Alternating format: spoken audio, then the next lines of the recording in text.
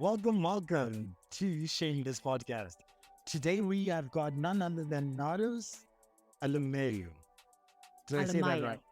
Alamayo. Alamayo. Nardos Well, Alamayo. Well, we keep it moving, and I'm so glad to have you. This is an absolutely exciting discussion that I actually am anticipating. And I'm really keen to hear your views and context around data and how this world is currently going to move into going forward. And first and foremost, my name is Zikamayun Gaido. I am a T4L ambassador, also a Shameless podcast host, or the Shameless podcast host. And on Shameless, we actually look to explore the transformative power of courage and action through a range of topics. And what we hope to do today is to be able to engage in a discussion that not only is insightful, but offers opportunities for people to be vulnerable and unlock different aspects of themselves so that they can unlock the full potential within them. And this is brought to you by Transformational Leader. Welcome to Shameless. Here we explore the transformative power of courage and action. So, without any ado, I'd like to talk about, or at least introduce you. If I do something or say something wrong, please do stop me. Or you can just wait and then just say, yo, you said this wrong, you did this wrong, so can we circle back? no problem. So Nardos Alamayo is a digital storyteller and social activist, born in the United States and raised in Kenya, but she's from Ethiopia. Her perspective on the connective tissues of Black communities has fueled her desire to educate her audiences and amplify the lived experiences of all Black communities across the globe. Her experiences in digital marketing, communication has informed the use of data and her mission to create new frameworks for data curation and analysis that take Black communities into context. Nardos, thank you so much for joining us. And please, if I've said something wrong, if I've made a mistake, please correct me now. Now is your chance. You are fine. You are fine. I'm so excited to be here, and I really appreciate the opportunity to speak with you. I am absolutely curious. What makes you you? What makes you Nardos? What is that? What's that history that sort of brought you to where you're currently sitting right now? Wow. I think my family is the main driver of who I am. My parents defected from the Marxist government in Ethiopia. They were really driven out of their own country, and Kenya welcomed them with open arms. America welcomed them as well. And it really gave me an understanding of my Black identity in a different perspective than most people did. And they also really taught me to love humans and that everyone has a story to tell. And my father, being a cultural anthropologist, also helped me understand the connective tissue between all cultures, and also the the theological background of both of my parents as well taught me that all humans have a propensity for good and evil. So it really has informed who I am as a person and how I move through the world and the passions that I pursue in my career. That is absolutely fascinating. So, having moved from Ethiopia, Kenya, and then ending up in the US, what would you say is that connective tissue, the similarities that you see within society that really stand out across your journey in the different contexts that you've lived? Sure. I think that all Black communities have certain things that root us and ground us. The culture around food, the culture around art and music, the culture around performing. All of those things are things that every single Black culture has a very unique relationship with, but the level of importance and the magnitude of importance in our cultures is something that is similar throughout the entire globe. And also the trauma that so many Black communities have gone through. As an Ethiopian, we were never colonized or enslaved by Europeans. And I have seen firsthand how blessed I am to not have that type of generational trauma in Ethiopian culture. We don't have an English version to our name. We don't have a French version to our name. Those kinds of things that you don't appreciate when you're young. But as you grow up, you realize that those things really do connect the majority of the Black global diaspora. So there is so much connective tissue in terms of our cultures, but our sense of family, a community, our relationship to faith. But I also think that the connective tissue that includes Ethiopians is the relationship to anti-Blackness. The racism that we all face in the global society is very universal. The only reason why Ethiopia was ever welcomed into the League of Nations was not because they saw us as something other than Black. It was because we were beating Mussolini's army, and they were, the United States was against it. So, we were kind of like doing their job for them on the continent, and that was really the only reason. So there's so many things about being Black that I think unites us more than divides us, and it's been a relief to see in recent years that the majority of Black communities around the globe are also starting to see that. So there are two things that I really found interesting and fascinating. First and foremost is that difference when you talk about trauma, and that a lot of communities are connected through trauma.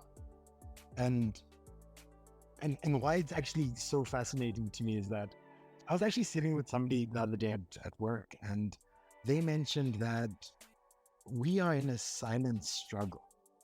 And a lot of these things that happen within certain groups of individuals, certain communities, end up being a silent struggle, a struggle that not necessarily people can relate to, but also a problem that even though you might know that person X relates to that, you don't necessarily discuss it or talk about it. And then in the end of the day, you feel very isolated. You feel like a silo within a space. And now you live this experience in isolation to everyone else who's also living that same experience. And you somehow feel like you're not part of. So when you talk about trauma within communities, I see you shaking your head, nodding your head. What are your takes on that? The silent pain, the silent trauma that we live when we go through. Absolutely. That is part of why storytelling has been something that I've always been drawn to. When I was in college, I thought I would be a journalist. It didn't work out exactly that way, but I still have been able to make storytelling the center focal point of my entire career, because I saw, my parents, for example, they went through so much during the Marxist Revolution that they still don't really talk about to this day.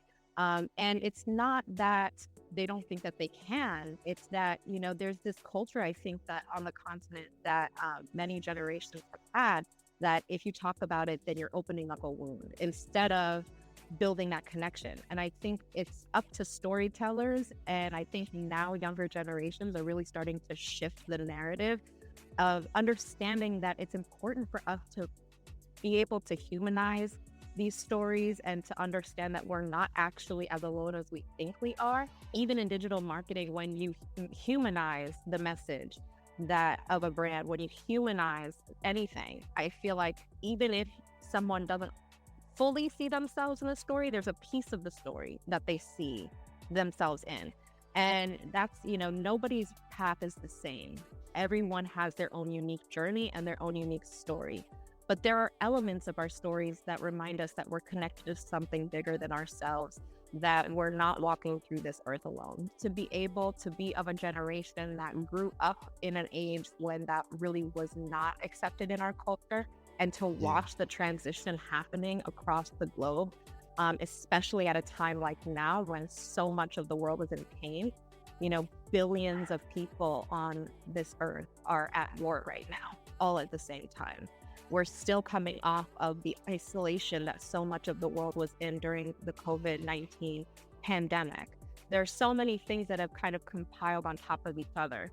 And if we don't lean into this need to humanize these traumas and to normalize the fact that we all have pain, we're never going to realize true healing in our society. So, and so you talk about digital storyteller.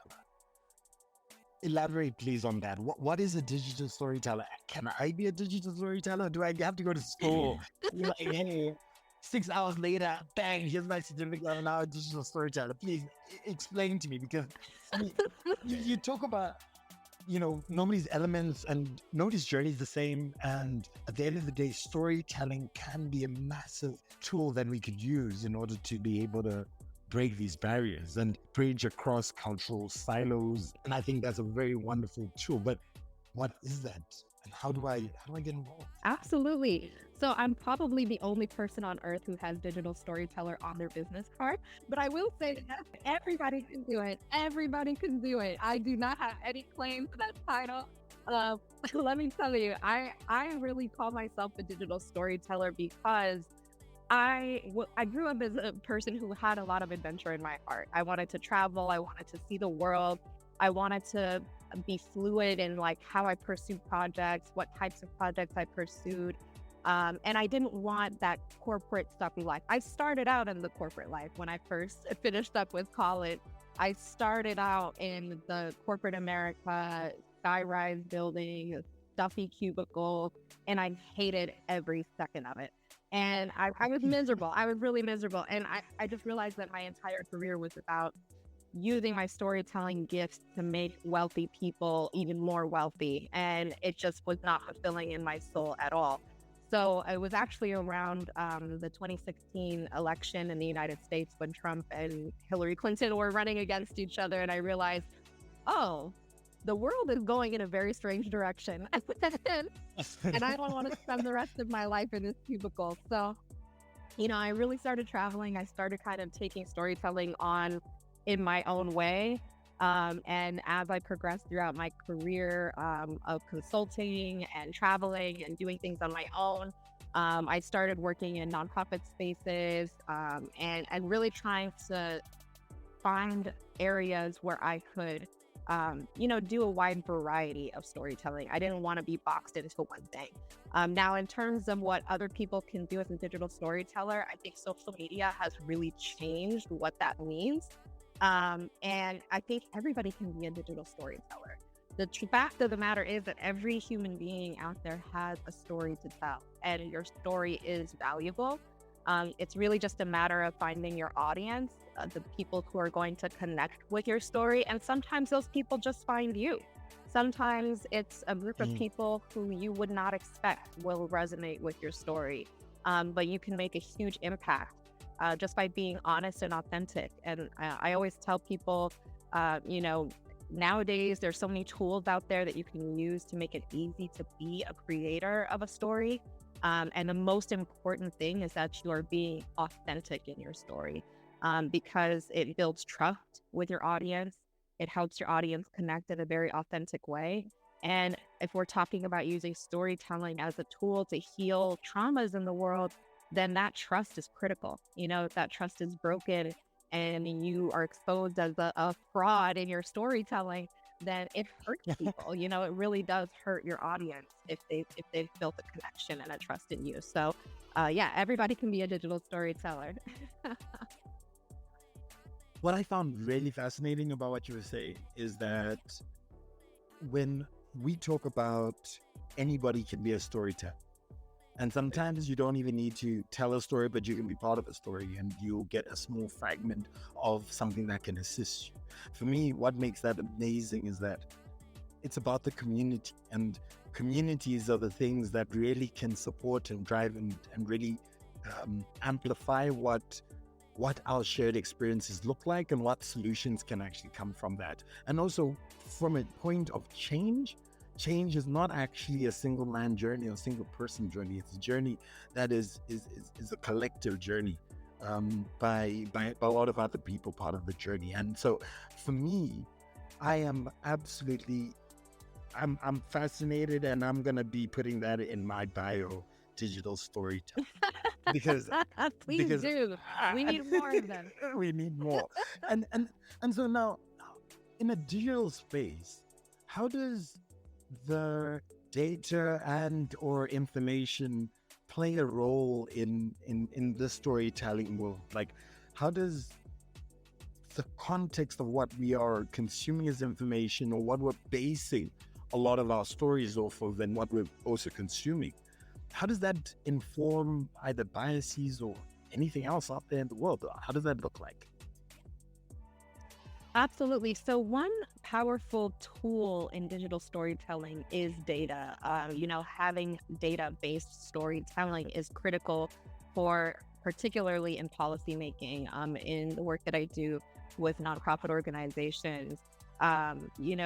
Unfortunately, there has been a long history since the colonization of Africa that has really concentrated a huge amount of power and control of systems and processes in the hands of one class of people.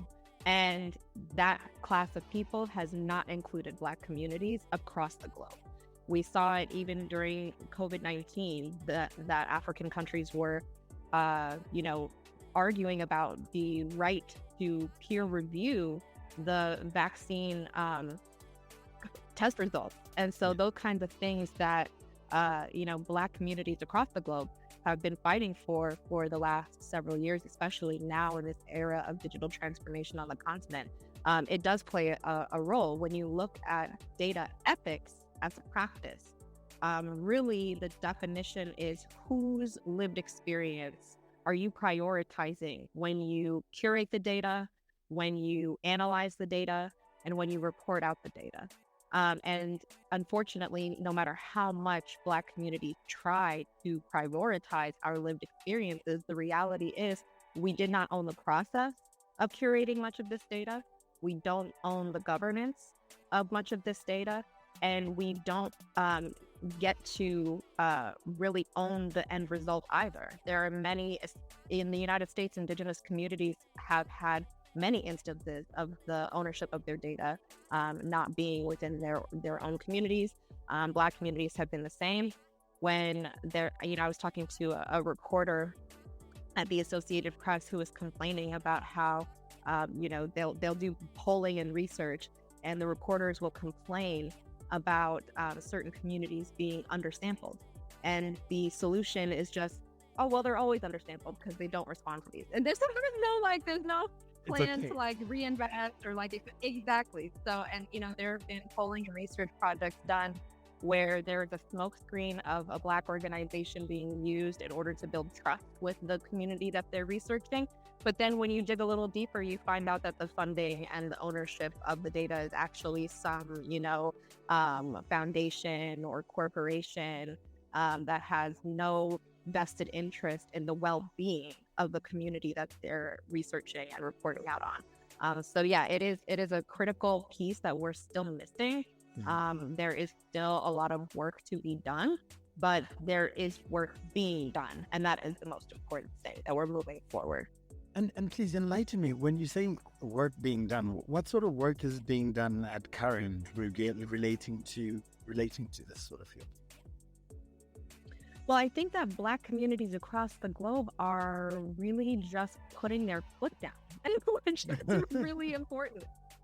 Again, COVID-19 was a great example. There were many African countries who were saying, we need the opportunity to review this data before we make a decision on whether or not we're going to accept these vaccines. There have been medical research projects in the United States to really analyze. Dr. David Williams is a famous doctor who's from the Caribbean, I believe, but he's a Harvard doctor who is really putting the data together to analyze how Black communities have been affected physically by racism. And he developed the everyday discrimination scale and has been researching how everyday discrimination of poor customer service or, being looked up and down when you walk into a store, those kinds of things can have a direct link. The amount of stress that experience has a direct link to things like hypertension, diabetes, and other health outcomes in Black communities. So we're unraveling the thread, and it's going to take a lot of time to really unravel it because it's been hundreds of years of the status quo. So it's not going to happen overnight. But I think that people are really, even in the United States, there have been a lot of Black-led nonprofit organizations that have been doing electoral work, polling and research around messaging strategies, how to reach Black voters in a way that actually speaks to the cultural context that Black voters are living in. So there are projects happening across the globe. Unfortunately, the main problem is the lack of funding and resources. And that's what I mean about the power structure being so concentrated in one space. Unfortunately, we also need white-led organizations that have these funds and have these resources to give up the reins, to be able to fund these projects and step aside and say, hey, I'm going to give you the resources and the money that you need to do X, Y, Z, and I'm not going to put any parameters around how you do your job. I'm going to trust you to have the expertise and the knowledge of how to reach your community and how to impact your community. So, it's happening, but slowly. Why would certain large organizations actually look to provide you with the resources, the funding? Like what's in it for them? Why is that important for other communities to actually listen and get involved in a way that might actually be disadvantageous to them, if from a perspective Sure. of thought? Right. And that's kind of where I think the power structure has shifted. Well, not the power structure has shifted, but the understanding of it has shifted, because the reality is there are white communities that have been impacted in similar ways in terms of these power structures. In the United States especially, there are poor rural white communities who are now realizing, oh, this power structure is not only impacting Black communities, it's actually impacting all of us. And so, they're unfortunately in the 1% of millionaires and billionaires who, want to maintain power. But there are people who want to see the world change, and as few and far between as they are, those people are the ones who really need to step up. And the end result will be that everybody benefits. The rising tide lifts all boats is really a true fact in terms of public policy, and especially in terms of health outcomes. There is no benefit to society to make people sick outside of, the United States. Really, the United States is the place where the pharmaceutical business model really does benefit from people being sick, but the majority of the world doesn't live in that space. So, there really was, especially COVID, I think it really exposed a lot of issues that this power structure is not sustainable. The wealth gaps and the infrastructure disparities that exist harm everyone when the world is in a point of crisis. So, and obviously there are different types of listeners, obviously.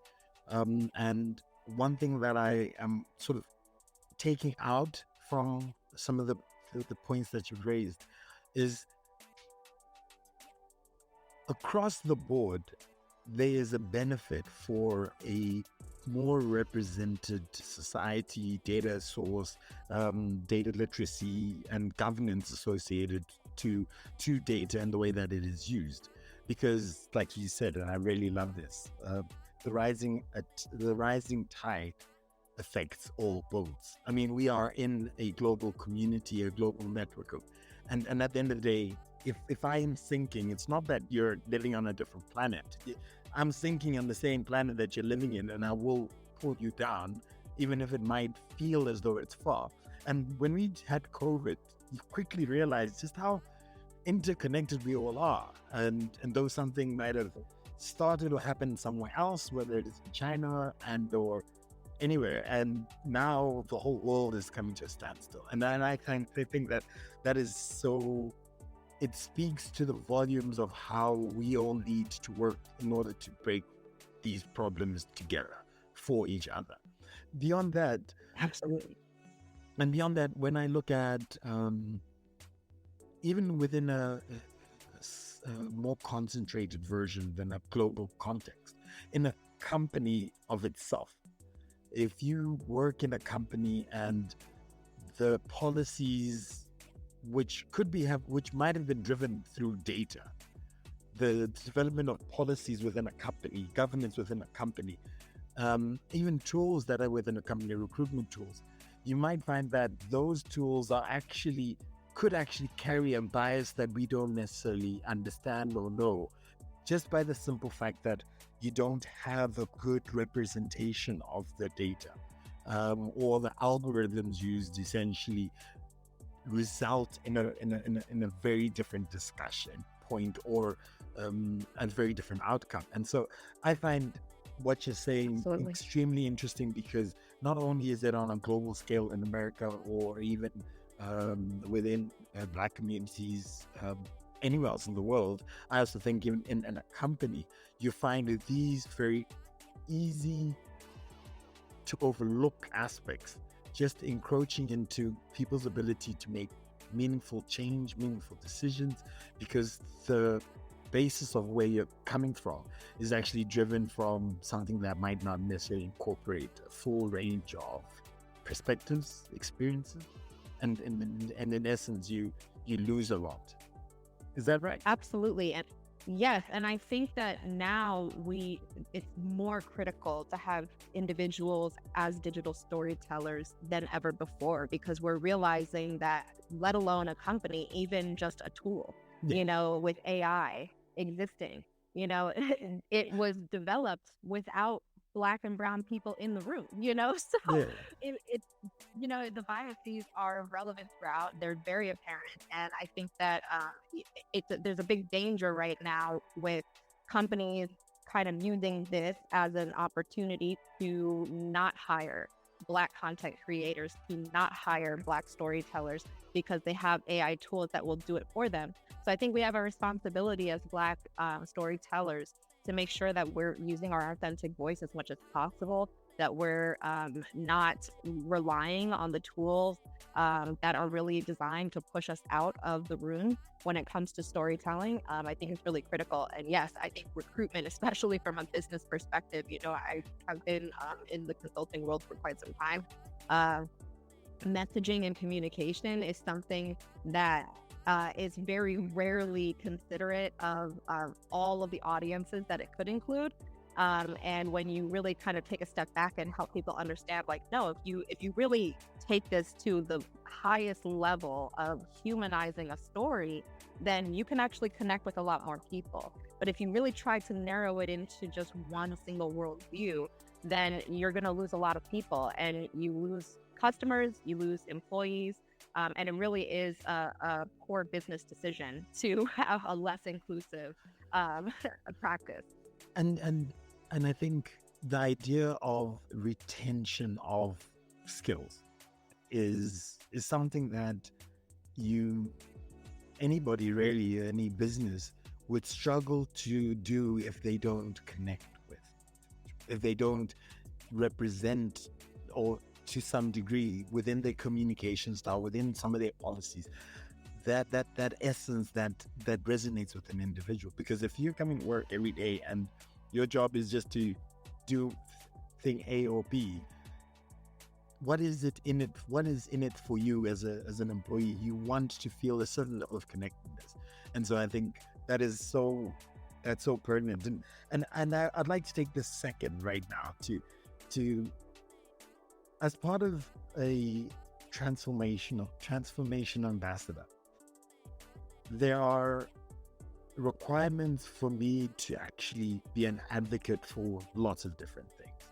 The use of technology is one of those things, and I'm a massive proponent of how we use technology, both sensibly, securely, but even more so in a way that actually amplifies and brings the best out of any situation and any person, to solve problems and to be able to move the dial forward. And when you talk about, what is important is for us to be involved, for people to actually not sit back on the terraces and to say, well, this tool, even if it's a tool, if this policy or this thing that doesn't make sense or doesn't sound right or sit right with me, I need to get involved. I need to find more about what's in my local space, or I need to actually participate in calls for action, in different activities that are going on around the world that associated to being able to bring forward a lot more people into this digital story, digital world, and being part of the data sets that then inform a large part of Chat GPT-3, or anything to do with Absolutely. any of the algorithms associated to social media. And then by slowly being involved, you start to break away some of the biases that sort of come forth through the way that it has been originally set up. And so that is, and for me, I Absolutely. touched on that. Yeah.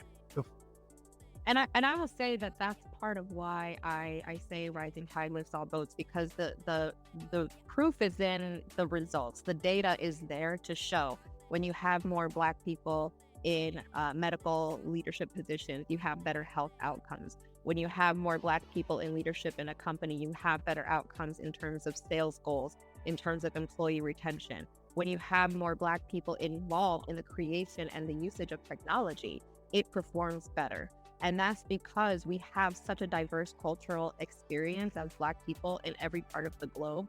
We're exposed to so many different languages and so many different cultures from the time of our birth, no matter what part of the globe we are living in. And that's the reality that connects us and makes us a secret weapon for all of this that we're talking about. We really are. And the results are there. And I don't mean to say that, we shouldn't be leaning into AI. It's not going anywhere. The cat's out of the bag. It's not going anywhere. So, but like you said, it's important that we stay involved and that we're responsible in how we use it. And we ensure that we're using it in an ethical way that is designed to improve society and not designed to isolate us further. And so at this point, I'm going to actually give you my quote for this session. And so today's quote, to be honest, I really love the one where you said a rising tide affects all boats, but I'm not going to, I'll use that in another podcast. The one that I'm going to use today is, we do not inherit the earth from our ancestors. We borrow the earth from our own children.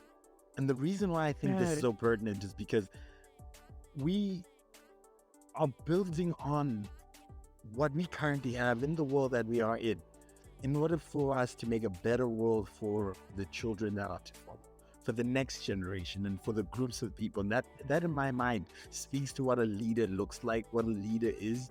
And at the heart of all of this is a large portion of it is technology and data. And if we can't participate in the society that we live in, then what are we building? We're going to be building a future that has got very poor representation of what my views, my belief system is.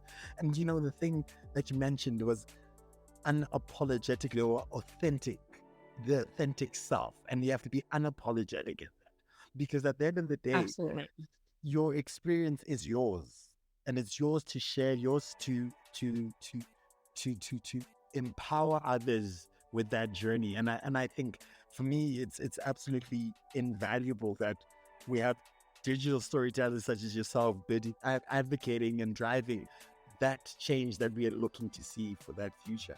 And so I'm enjoying this conversation, and and I'm inspired personally, and I really hope that Thank you. a lot of other people can take strides going forward and see what that might look like in the way that they impact society.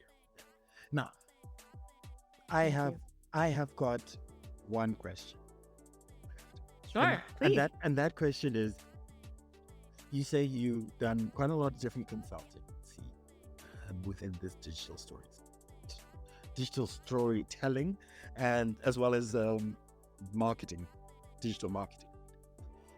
Yes. What would you say has been the most satisfying process or job or piece of work that you've done that not only has given you a lot of hope, but as you can feel that momentum, or that tide sort of ticking forward, and it can really be anything, whether it actually ticked the dial, or it gave you a new perspective or insight, or however it is that it impacted you. What would you say in your different varied experiences would that be? I think in terms of the projects, I think it would be too difficult for me to decide on one that was the most meaningful. But I Or would your say favorite, that your right, favorite right, client. my favorite would be right. It's kind of hard to choose. But I would say the most impactful experience that I had for myself personally in my career was my time in Colombia. I think I was only supposed to be there for about a month. I stayed for 5 because I realized it opened my eyes to another level of connection that Black communities have across the globe. I spent time on the island of Baru, and I met the last farmer on the island. And he had such knowledge of his family history, and all the way back to enslaved Africans.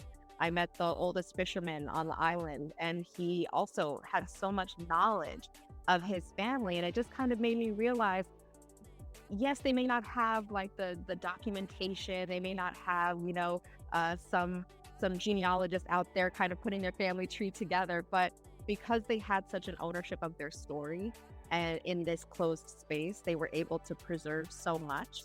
And they were able to stay connected to the continent in a way that I haven't always seen in the West. There's always been this kind of sense of loss of heritage in the United States in particular. But the fact that they were able to own their stories in such an enclosed space and hold on to them so tightly, they were able to maintain that connection that they had to their ancestors on the continent of Africa. And I was welcomed in such a way where they felt like I was family to them. It was such a beautiful experience. And that really helped me understand the importance of being able to own your own story, of being able to own your lineage and be your unapologetically authentic self. And really the impact that it can have on your self-esteem and your ability to feel like you're a part of something bigger than yourself and not feel so isolated and traumatized like so many feel in this world. So yeah, that was the most impactful for me.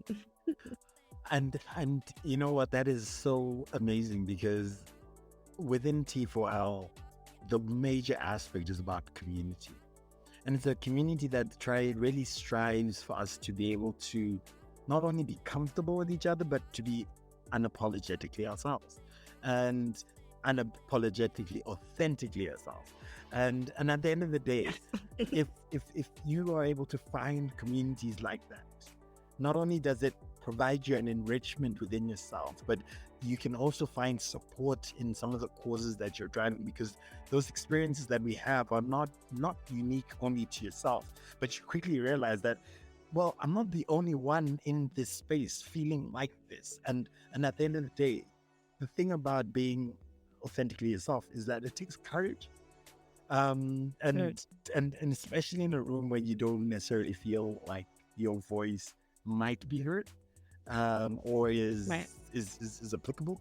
And really, I think that experience that you had, for me at least, resonates in that regard. Like, you want a community, you want the support structure, but and that can also amplify your voice, and amplifying your voice, Yes. to tell a story and to represent or partake within this digital journey that we're going on. And it's all an interconnected space that we live in. So I absolutely love it. So from my end, at least, I really appreciate you taking the time to talk to us, Nardos. You've got, Thank you. I believe, an amazing journey ahead of you. And first and foremost, what I really should have started this is, Nardos is the only digital storyteller and social activist. That's how it should have been. I'm talking to the one and only, the first, right here. Not for long. Not for long. Hopefully not for long. I'm right behind you. Don't worry about that one. I am right behind you. But Nardos, it's been an absolute pleasure. When you talk about Likewise. some of the experiences across different continents, some of the struggles and the advocacy that you're working on in terms of policy and better representation, so that individuals are not only better represented within a community, but they are participating within that community and they feel connected to that community. I think that the work that you're doing is tremendous, and I look forward to watching your story go forward this week. And Thank you I'm so much. really grateful to have you on. I don't know whether you've got a couple of words that you want to share or closing remarks. Sure. I just would love to thank you for your time and for creating this space to have these conversations. I think that, so much of the generational trauma that Black communities have gone through, created generations of silent participants. And I think we are in a space now where people are finding their voice, and realizing what the importance of community is, what the importance of organizing is, and having these kinds of spaces to amplify these messages.